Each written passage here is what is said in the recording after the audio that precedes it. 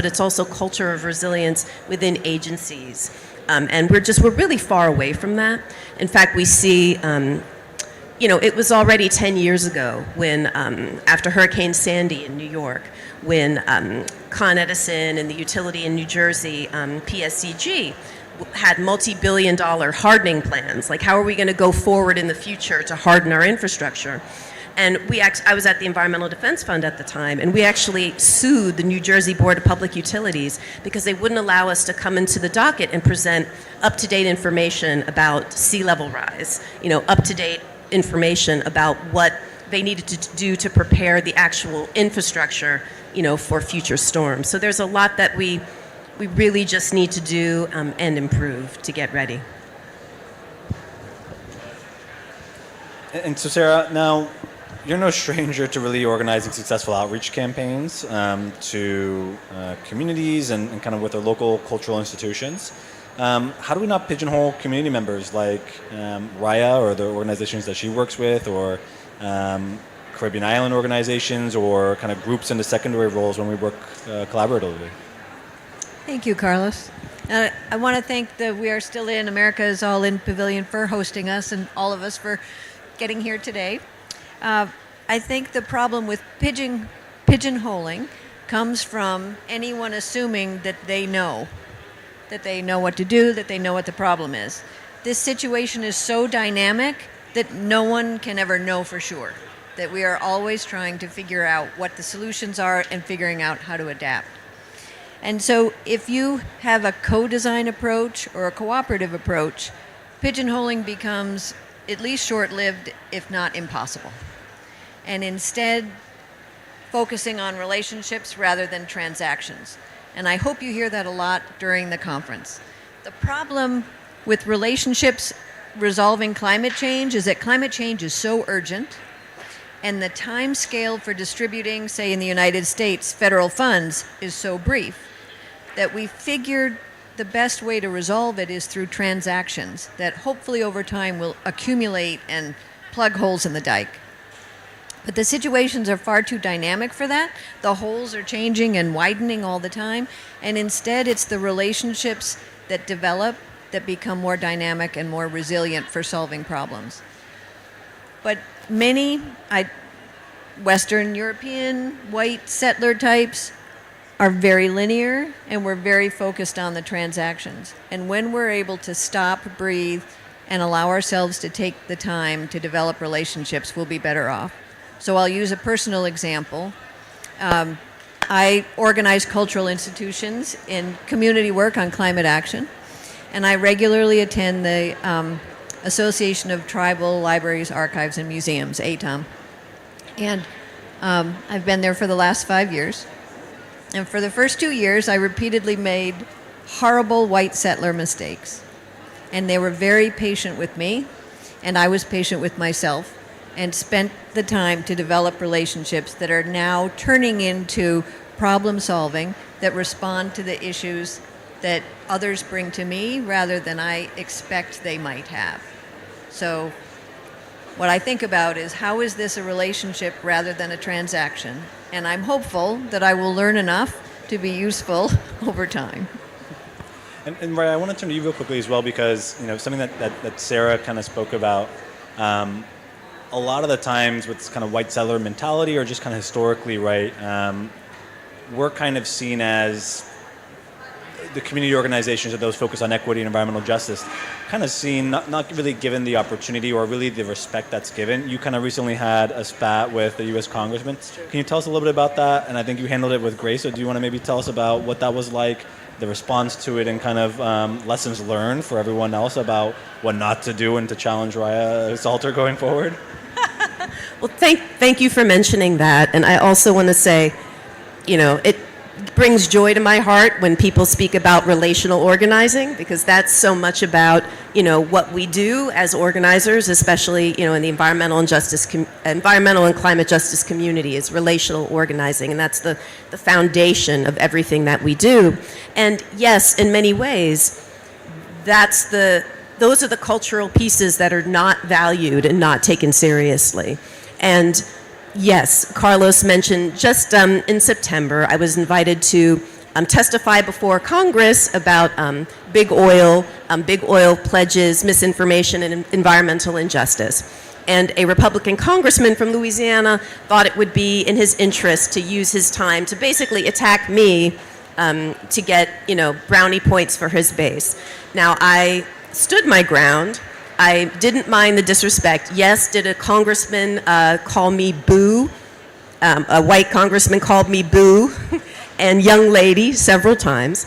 But I think the issue is that, and then he was rewarded because he was invited on Tucker Carlson to talk about how correct it was for him to do that.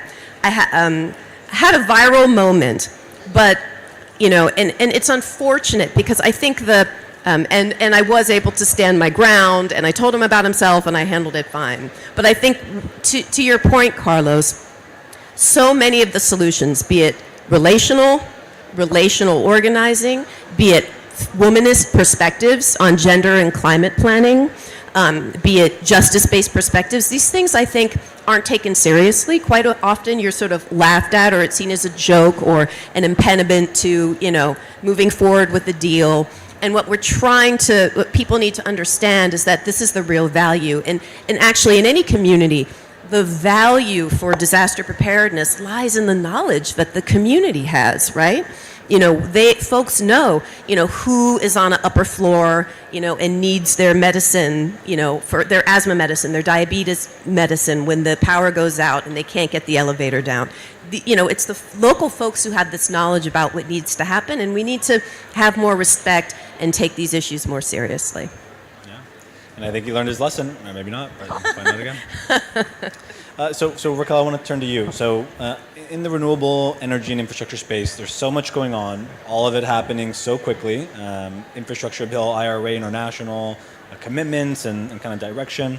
But in the eyes of equity and a just transition, there always seems to be the feeling that there's so much going on, with so much to say, but the pace of oppression always seems to outstrip our ability to understand everything that's happening. So in what ways can you kind of stay true to equity and climate justice goals while also leading the cutting edge of the energy transition? It's a really tough one, and I think it's something that we grapple with all the time because, when you see progress taking place and, you're always looking through that lens of equity and justice. But if you see progress at the expense of equity and justice, do you say, what, it's progress, let's just barrel forward, or do you say, wait a minute, I don't know if this is the right kind of progress? And so it's a challenge, and it's something that we have to talk through all the time. For one of the big things that we see is that a lot of international firms want to fund some of the projects, or they want to invest in projects across the region, and that's what we need. I mean, that's a big finance gap. But we have lots of regional institutions with money that want to fund these things as well. And those benefits far they go all through our society. They provide jobs, they provide, build capacity, they do all sorts of things. And so when we see sort of foreign investors coming in and they want to take like the best projects and the market level returns and no risk and, sovereign guarantees and then whisk off, we have to say, well, wait a minute. Should we reserve those kinds of opportunities for the market that can bear them, for the local and regional institutions that give back into the community? And I don't just mean through CSR, but provide jobs and capacity and help us to become our best selves? Or do we just say, get the transaction done? They've done it 100 times. We may have only done it a few times. It may be a little more challenging if we do it. It may even be a little more expensive if we do it. But it's figuring out what is that balance and making sure that we're always looking through that lens. And even when we have to make sacrifices, to understand what those sacrifices are. Because I'm a realist and I'm very practical. And there are times when I'm saying, listen, I am making the right decision for now. This may not be the right decision for a year from now, but we cannot be paralyzed by inaction. So we have to do something. So it is about making sure that you have that lens and being willing to have the honest conversations. And I get in a lot of trouble, not at Congress, but I get in a lot of trouble for having honest conversations because I'm willing to challenge and I'm trying to find a a more palatable way to challenge. But we have to be accountable. We have to be accountable. No, I love that, and I think one of the things to level set as well, right, is these kind of conversations, and I think having this kind of diversity of perspectives is important. And not only for people here at COP who are going to be listening, but really that it's recorded and we can play this and we can remind people again and over and over and over again for this kind of specific conversation. What are the different perspectives? What are the different challenges? What are some of the solutions, right? And it's very different. And sometimes there's synergies and sometimes there's things that are in common, right, in terms of strategies. But a lot of the times it's not a one-size-fits-all solution. And people have to be very conscious of that, right? But Zoraya, I'm going to pick on you again. I want to go back to you. So it's noted that only 8% of solar workers in 2019 were African Americans, and that there are obviously huge disparities in the communities where solar is located, meaning that there's lower penetration in predominantly African American and Hispanic BIPOC communities, even after controlling for race. So what do you think is needed to kind of ensure that the push for green job benefits racial groups and communities equitably? This is an excellent and important question, and there are a lot of root and structural causes. Feedback.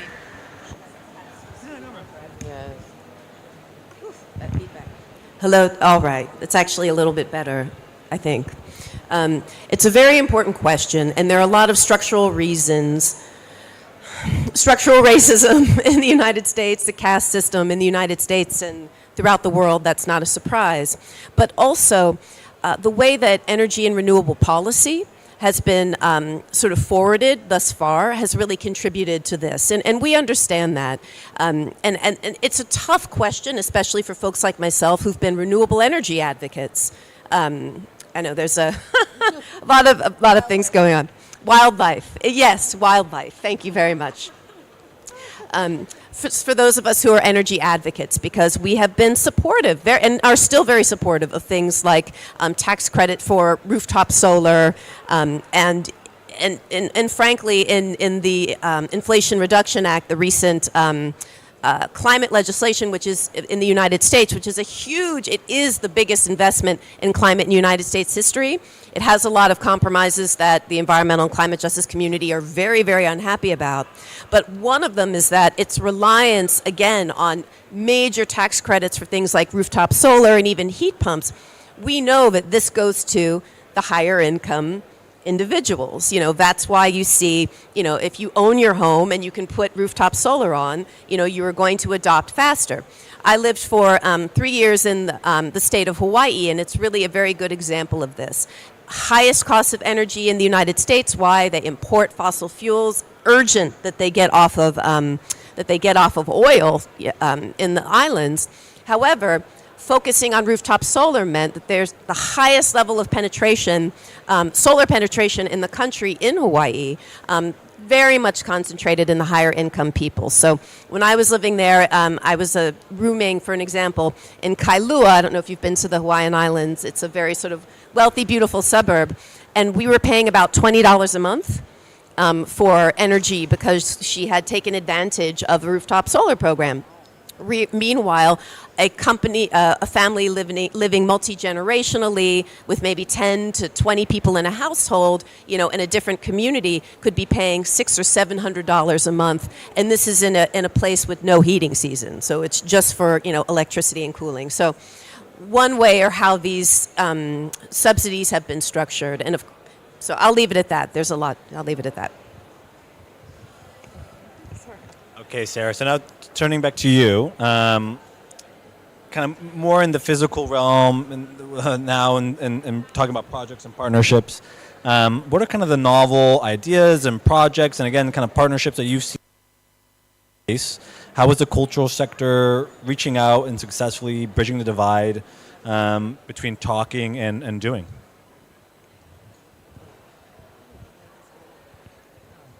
Thank you. Again, how are we doing? How's this? Better. Okay. I'll second your experience in Hawaii. 3 years, exactly the same situation. So excellent data there. Cultural institutions, walking the talk sort of thing. We actually do far more doing than talking. and it's a trust issue. Museums truly hold on to the fact that in the United States, we are the second most trusted resource past scientists on climate change, and more trusted even than PBS and news and government officials for information. So we're a really trusted resource because we're charitable and we're asking people to give us gifts. We're very anxious about risking that trust. And for a long time, we've thought that if we talk about climate change, that threatens that trust. And we have brand new data that came out this summer from Wilkening Consulting in the United States that says that of the frequent museum goers, 86% think museums should do this climate work. Not so many think they should talk about it, a little more than half, but not compared to 86, which means we should be doing the doing. So the doing should happen, and we need to decide to talk about it. What I think will help us talk about it is the fact that increasingly it's becoming policy to be carbon neutral or have carbon reporting sort of things. Washington State, especially through the work of America is All In, has just changed energy codes for new building about gas, right? So there are lots of policy things that are happening, and museums can use that as sort of the safety net. It's like, well, it's law. Because remember, the museums were created by a European approach to organization, right? And they think very linearly and very clearly. So that policy is going to help them do it more. What I hope is recognition of their moral center will drive them to do more of this work. And I think increasingly as it becomes part of public conversation and law and an environmental justice approach, they're gaining their feet as social justice organizations. I did have a conversation 2 days ago where somebody pigeonholed museums as white, elitist, acquisitive places. Yes, they have been. They are not entirely that now. We are making significant strides and need to talk about that, and that might be our secret power for making some changes in communities. And excuse me for going on a little bit more to tell you about a novel example. At the ATOM conference, the tribal conference, a preservation architect who says, please don't call me a preservation person anymore, talked about a project working with pueblos. So imagine a 500-year-old enclave for a community, earth-made, earth-developed, adapted for the climate, needed to do a preservation project. But in the United States, the preservation law for a World Heritage Site restricts it to being preservation, rehabilitation, reconstruction, or restoration, as in linear columns. And then they have characteristics of each of those four, and you have to follow them. And when they mapped their alignment with those principles, with the preservation standards, with the core values of the Pueblo community, they found that it was a checkerboard. And they had to negotiate with the SHPO, the State Historic Preservation Officer, to do a restoration work that was a hodgepodge. And they got permission to do it. And they restored a community, well, no, they need a new word. They adapted the community in a way that the present can live with the traditions of the past, but deal with the climate impacts of what's happening in the community. And my favorite part of the whole story is that when the architects came, the center of the plaza, which is the center of the community, had a power pole in the middle, a wooden power pole and a spider of lines. And the first thing the community wanted was for the power to be buried. It's valuable for storm events, but it's more valuable because it restores the community space, and it changed the whole character of the organization. And so when we come in with an energy project and we do things like that, it's a triple win. And they teach you in fundraising that every grant has to achieve more than one goal, and climate work is that way. Achieve multiple goals, and it's sustainable.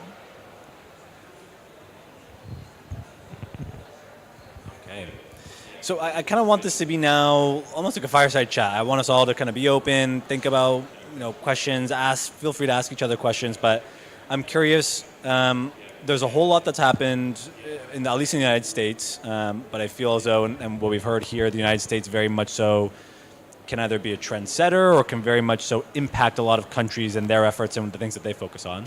So as we're ending the year and we're going into 2023, what are the kind of biggest things, whether it's policy, whether it's project, whether it's public facing, if it's a narrative you're going to have to fight, right? For Raya, at the very end of the year, there was a very specific narrative you were having to deal with, right? From your experience at Congress. But for the industry, what do you think is going to be the kind of biggest issue or biggest problem or even biggest opportunity in 2023 for your work and for your industry? And so whoever wants to take that first, I'm happy to pass the mic. All right. So in 2023, what is the biggest opportunity for us? I don't even know how you want us to phrase that. I think we're seeing a lot of activity in circular economy and in plastic recycling and resilient housing. We're seeing a lot of activity in that space. And so I am hopeful that we see a lot of growth there. We've had some great partnerships this year.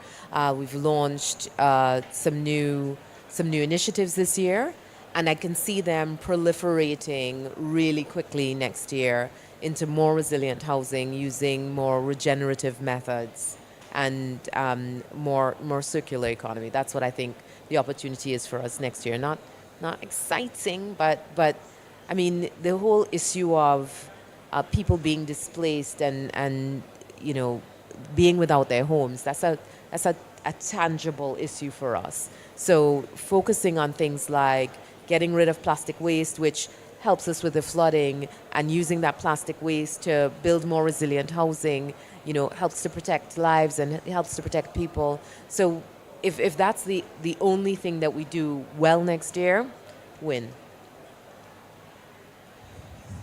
I am very excited to hear about circular economies coming. That to me is very, very exciting. Please invite me to come and see projects that are flowering. That is fantastic. I think what I'll say is that I really am optimistic.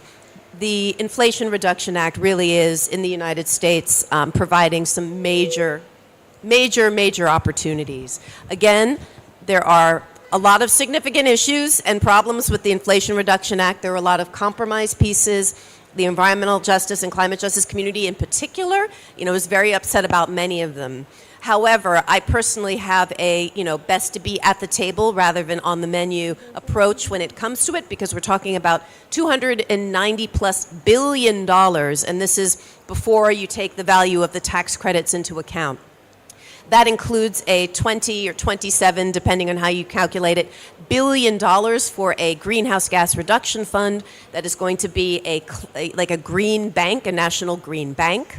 I'm working with a group called the Coalition for Green Capital on their advisory, their environmental justice advisory, to help them figure out how, the mandate for this green bank is that it serve frontline communities, known as disadvantaged communities is the term of art. How can we make sure that really happens? There are billions of dollars for environmental justice organizations and institutions. As we've spoken about, it's a real challenge to make sure those funds get where they're supposed to go and that they get where they're supposed to go equitably. However, it is an opportunity, and it's something I want to spread the word about because, the mandate is that environmental justice communities and organizations are supposed to get these funds and are supposed to get the benefit of these funds. So there's a lot happening this year and next, as long as we're talking to each other, talking to our communities, and making sure we show up at the table to apply for the funds and put pressure on our representatives to make sure that we can access them. Well, I'll stay on the finance theme. One of the reasons we all get on airplanes and fly all around the world to come to these conferences is so that we get to speak to people we otherwise might not have the time with. And so just yesterday, Stephanie Shapiro and I from Environment and Culture Partners had this gathering of folks who are part of America is All In or adjacent to it, including folks, Deb Morrison from the Environmental Justice Pavilion here, and 2 tribal nations joined us, and a representative from higher ed and other cultural institutions, and had a conversation about what cooperatively will make the biggest difference in the next few steps. And what we learned from that is that my interpretation of what we learned from that is that yes, the money is awesome. The transfer part has created some challenges we need to address as soon as we can. But also, when Stephanie and I spoke afterwards, we were thinking about how we need to come up with this moment. How do we adapt to the moment of the imperfections, but capitalize on it? And then how do we plan for a better version next time we have a chance at transmission? And what we were hearing is that finding ways to create hubs that facilitated the transaction of cash from the government to the appropriate activities in the communities was really important. So the folks who physically cannot connect to the grant application need some path to do that. Those who don't have staff or allies or pro bono services for grant writing need support on doing the application process. We just need some more information. So some sort of translation needs to happen. But also pooling funds and changing the way in which you access money. It's having communities compete against each other when everyone needs, that is non-starter. So we have to figure out how that's no longer part of the path.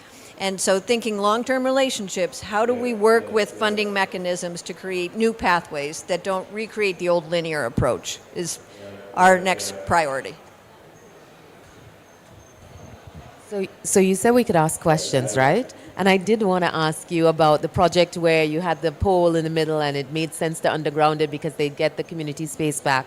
How did you deal with that, considering the expense of undergrounding? Would that have been something that you anticipated going into? Because, it's several times more expensive. And how do you, it makes perfect sense, but how do you justify that change in concept, or was it early enough in the process? Thank you. It was not my project, so I'm repeating what I've heard. Two things. 2 years of planning before any work happened, which allowed time for fundraising, and a 10-year project, which allows time for fundraising. So if we go back to the fact that urgency in a hurry wouldn't have addressed the issue, but allowing time to acquire the funds to do it did. I'll add that's one of the solutions that at least the Coalition for Green Capital is looking at in terms of the Green Bank. Can we have, how do we think about things? Can we have patient capital, with a project and reserve funds, loan loss reserves that will, allow a project to take its time, allow a project to deal with contingency when you're dealing with novel projects or ones that, or community projects. And it really is important because I say this all the time. When we talk about frontline communities, disadvantaged communities, we're not talking about a minority population. We're talking about 50% or more, or it could be even more of any particular area. So we're really talking about the majority of folks in our hardest to decarbonize areas. So we need to be willing to take exactly what you're saying, to take the time, to implement. These fives are crazy. But last question, and I didn't prep you all, but I'm very curious, and this is for my own sake. I very much so consider myself a feminist. I have 3 sisters. Unfortunately, for my beautiful, loving girlfriend, I love my mother more than anybody. And at every opportunity I go, I know representation matters. I know exposure matters, right? Having this conversation at COP, whether 1,000 people view it or 1 million people view it or 10 people view it, being here and having the conversation matters, and having women leaders leading this kind of work and having them share and be on the stage matters, I think. So it's kind of an open-ended question. Tell me about how is it being a woman still in this space? Tell me how can either men or other women support you in your work, and really, what do you feel is going to be the most kind of loving and supportive way to do that? Because for me, it's support and showing up and being there, right? That's one of my love languages is just being there.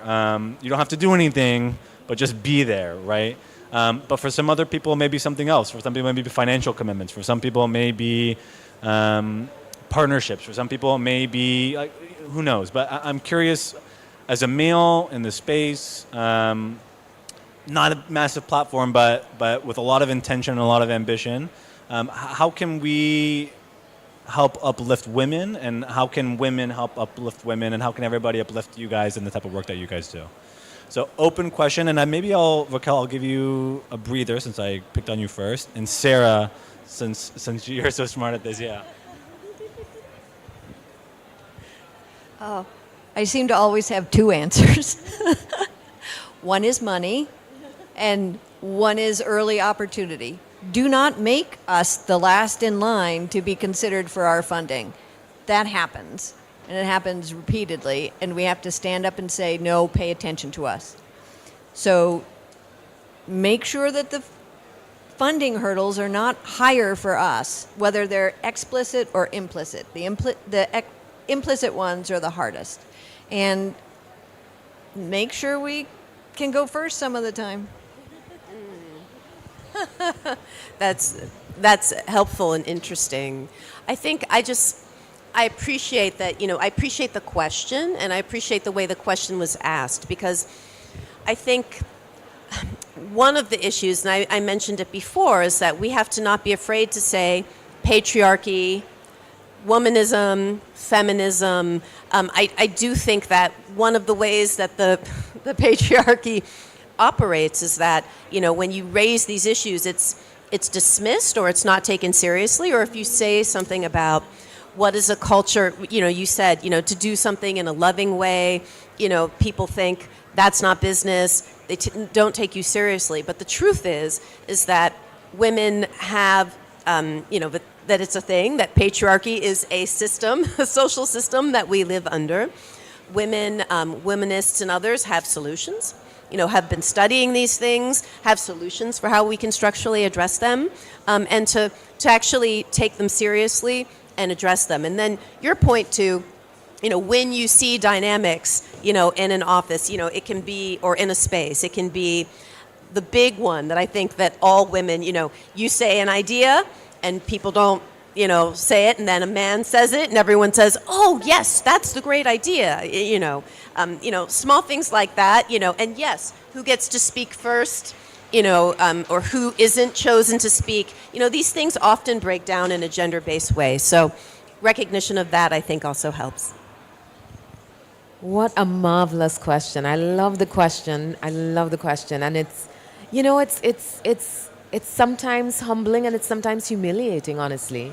I mean, I walked into a panel yesterday with 6 men, and I'm like, surely you could find one woman with expertise for this panel. And you see it here. And I was telling you, yesterday was not my best day. And it was because of a number of those things. There was another thing where there was a gender panel, and the closing remarks were given by a man. And I'm just like, and he's like, oh, but I understand gender. And I'm like, and what about the 4 women on the panel? They don't understand gender? I'm just like, why would we give the final remarks to the man on the panel? So it blew my mind. And then he and I got into an argument. And so the first thing I would say is listen. If a woman says, listen, it's not good optics, it doesn't feel right, I don't need you to represent my thoughts and words, listen. I kind of know what's going on in my head. I know how it feels. I know when it doesn't feel authentic. I know when it doesn't feel right. And I think the next thing is the data. We need to look at the data. How many women are there? How many women, and data is such a thing that they manipulate, huh? But I've worked for many multinationals, but I worked for a multinational, and there was clearly a problem with women in leadership. And they were like, oh no, but we're at this percentage. And I was like, yes, but tell me at the leadership level and the next level and the next. And they were like, well, that would be depressing, or, that we really don't want to disaggregate it in that way. And I said, if you don't want to disaggregate it in that way, you don't want to own it. You don't want to fix the problem if you're trying to hide from it. So we have to be open to the data to say, listen, here's where we are. It's not pretty, But at least when we own the issue, we're ready to start solving it. And that's where we need to get to. Can we try that mic and see if it works this time? Let's see. No? Nope. Not.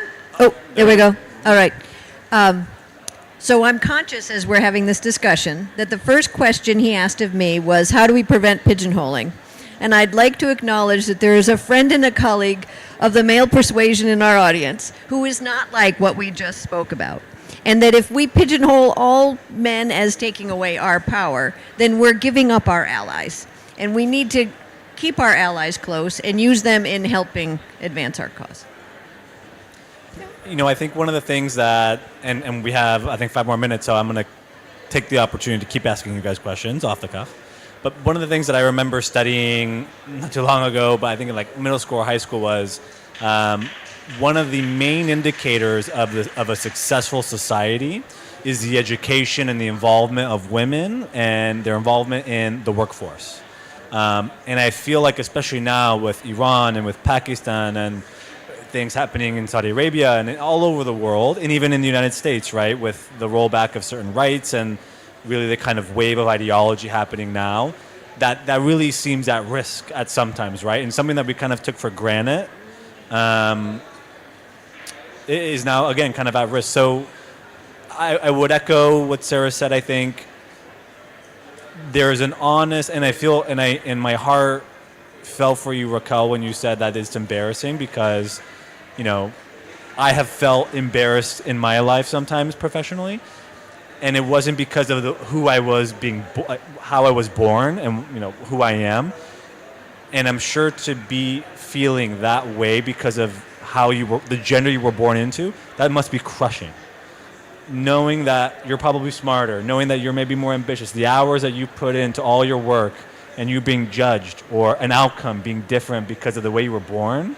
It reminds me of the fight that the LGBTQ plus people go through, right? And those are a good chunk of the percentage of my friends, and I'm an advocate for them as well.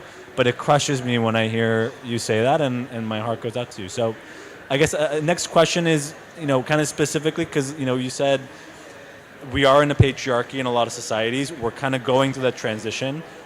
Kind of give me some specifics, like how can guys, men, other LGBTQ plus, I'm going to open this up, allies, really be allies?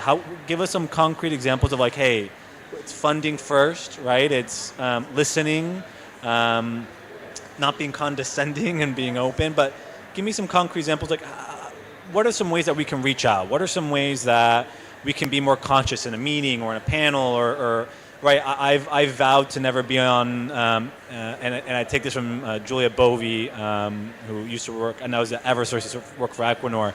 Never be on any manels, any all-men panels, and all the panels that I've organized here are majority women. So tell me, apart from those things, how can we be better allies? And Raya, maybe I can start with you this time. I love these questions because I think we don't get these questions a lot necessarily, and they're important things to discuss. I think I'll go back again. When I was hearing you speak about about the frustration of being of having the male sum up the panel, and that it's if you can listen, and as she's saying, because take the burden off of women like myself of having to get into that argument because we need to speak up and we need to speak truth to power and have that moment where we are the angry woman and we are marginalized.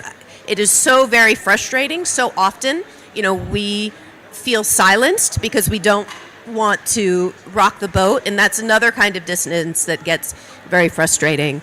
To be fair, I think that one really does have to recognize that, patriarchy, like racism, is a structural issue that's in the water.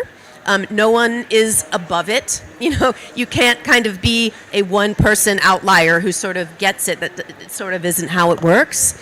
And so it's just it's a constant process, and being educating yourself and being aware and taking it seriously, not being dismissive of, I can't tell you how many times, if you say we need to have a womanist lens to this climate plan, or how can we think about structuring these energy systems in a way that thinks about gender, and people's first response is to laugh often.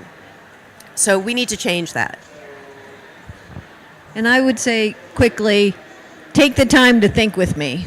So you, Carlos, you and I have spent time thinking together. Tim here from Second Nature is in the audience, and he and I have spent time thinking together. The people who will think with me, that we can think together, those are my allies. That's where I'll put my kind of investment. Yeah, no, I think that's right, because my first, sometimes first instinct is, it's not my job, as a, climate expert attorney to sort of educate others about how they, need to figure out how to act. However, when you engage in relational organizing, when you're focused on building relationships, then it really does matter, and it really is worthwhile building together. I would say the last thing that I would add, like a thing to do, is to amplify women's voices and to ask where are the women. I feel like if you're in a room and there are at least 3 or 4 people, where are the women? Where are the women? Where are the women? And make that a mantra so that the voices are always represented. And then I think it is when you hear, as she was saying, when you hear a woman make a point and then you hear someone else echo it, say, oh my gosh, that was an amazing point when Rhea made it 5 minutes ago. I loved it. I'm glad you're bringing that back up. We do need to. So to just be an ally. And that was something that apparently they did in the Obama administration. The women just supported each other and amplified each other's voices. And so, it's, and Brene Brown's book on the Atlas of the Heart is really, really good. And it talks about language and emotion. And she says the difference between embarrassment is when you feel like you've done something bad. Humiliation is when you don't feel like you deserve it. And it's humiliating when you're in that position where you're like, this isn't right. This isn't right. I mean, this is what I was going through yesterday. I have 2 daughters. What have I been fighting for? What have I been advocating for? If we're at this point where 6 men can line up and talk about, climate issues and things like secure housing. Like, how do you not see, wait a minute, somebody's voice is missing here? And if we're at that stage today, you're just like, wait a minute, how much further do we have to go? So I think it is these incremental steps. Amplify the voices, listen, advocate. Where are the women? I'll add just 2 things, exactly what she said. I can tell you 2 things that are not the problem. You cannot rely on there aren't qualified candidates. That is it's just no longer true. It's no longer true. Women are in university and higher, more than men. It's just not true, so that cannot be rested on. And also the information is there, be it the scholarship, the folks who know how to teach about this. So the information is there if you want to look for it. And the women, the qualified women are there too.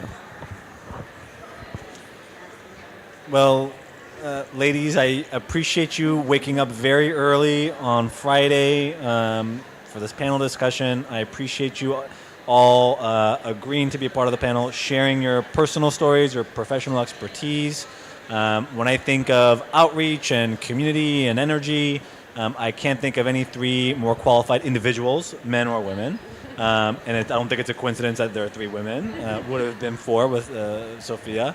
But I appreciate you all for your work and your leadership and your partnership and your friendship and your honesty.